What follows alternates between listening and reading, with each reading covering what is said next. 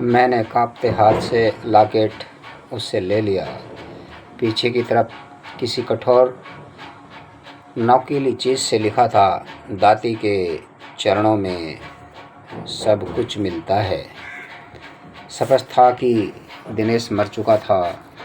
उसे अपनी मौत का आभास हो गया था। माता का भक्त होने के नाते अपने मन की शांति के लिए उसने लॉकेट पर यह लिख दिया था और अपने अंजाम की सूचना देने की खातिर लॉकेट छोड़ गया था ताकि मैं इसे देखकर समझ सकूं।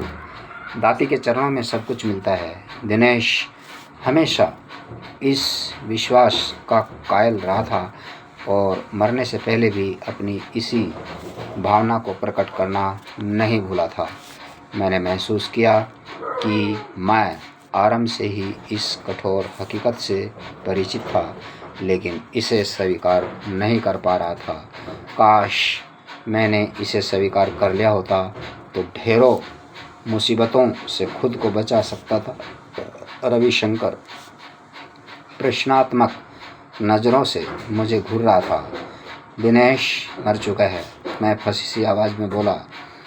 इस लॉकेट को वह एक पल के लिए भी खुद से जुदा नहीं किया करता था। वह मर चुका है और माता के प्रति अपने विश्वास को इस तरह लिख कर प्रकट कर गया है। रविशंकर बोला। हाँ। मैं वापस ड्राइंग रूम में जा बैठा। मेरी मन स्थिति क्रोध और दुख की सीमा से परे अजीब सी थी। दिनेश हमेशा खतरों से खेलकर जीतता रहा था, लेकिन इस बार वह हार गया और जान से हाथ धो बैठा। रवि शंकर ने पुनः बेडरूम से आवाज़ लगाई। मैं उसके पास पहुंचा। वह दरवाजे के ठीक सामने वाली दीवार पर करीब 6 फुट ऊपर चाकू से कुछ खुरच रहा था।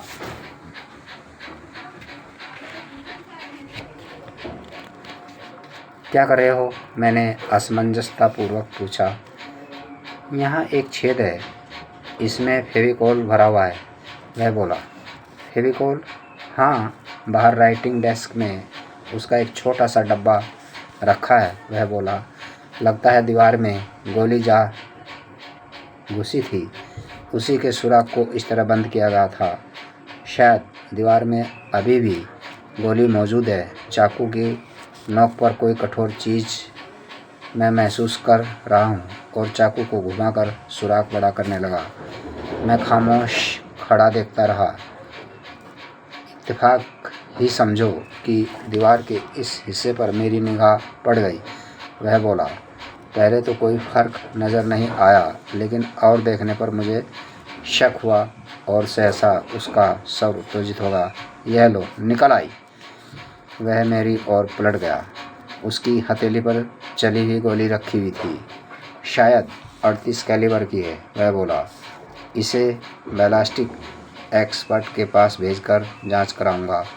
इसी गोली ने दिनेश की जान ली होगी, मैं बोला। लगता तो यही है। उसने गोली रुमाल से लपेटकर अपनी जेब में डाल ली। उसकी लाश का क्या किया होगा? मैंने मूर्खतापूर्ण सा क्वेश्चन किया। यहाँ से लाश को ले जाकर उसमें भार बांधकर समुद्र में फेंक दिया गया होगा, या फिर और किसी तरीके से ठिकाने लगा दी गई होगी।